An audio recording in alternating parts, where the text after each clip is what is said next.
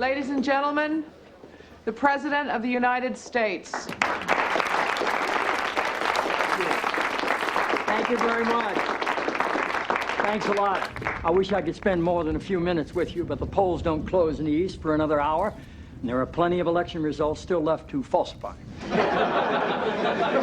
You know, with so many people participating in the political and social debate through call-in shows, it's a good idea to be reminded every once in a while. It's a good idea to be reminded of the awesome impact.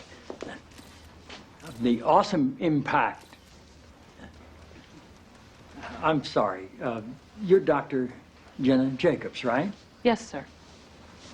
It's good to have you here. Thank you. The awesome impact of the airwaves and how that translates into the furthering of our national discussions, but obviously also how it can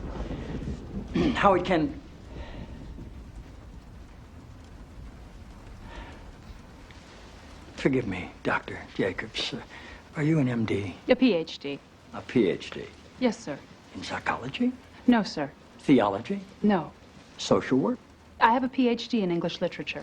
I'm asking because on your show people call in for advice and you go by the name Dr. Jacobs on your show, and I didn't know if maybe your listeners were confused by that and assumed you had advanced training in psychology, theology, or healthcare. I don't believe they are confused, no, sir. Good.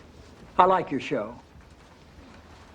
I like how you call homosexuality an abomination. I don't say homosexuality is an abomination, Mr. President. The Bible does. Yes, it does.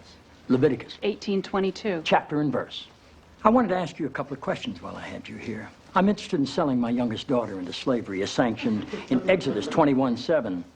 She's a Georgetown sophomore, speaks fluent Italian, always cleared the table when it was her turn.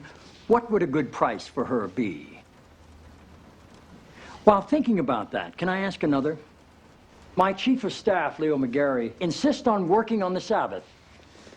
Exodus 35:2 clearly says he should be put to death. Am I morally obligated to kill him myself, or is it okay to call the police? Here's one that's really important, because we've got a lot of sports fans in this town. Touching the skin of a dead pig makes one unclean, Leviticus 11:7. If they promise to wear gloves, can the Washington Redskins still play football? Can Notre Dame? Can West Point?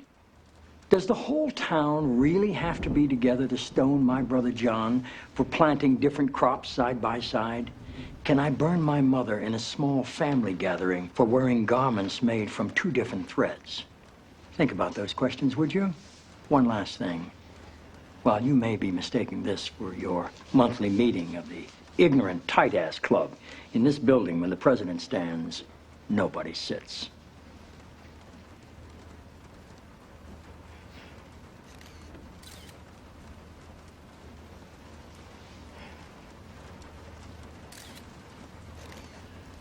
Toby. Yes, Mr. President. That's how I beat him.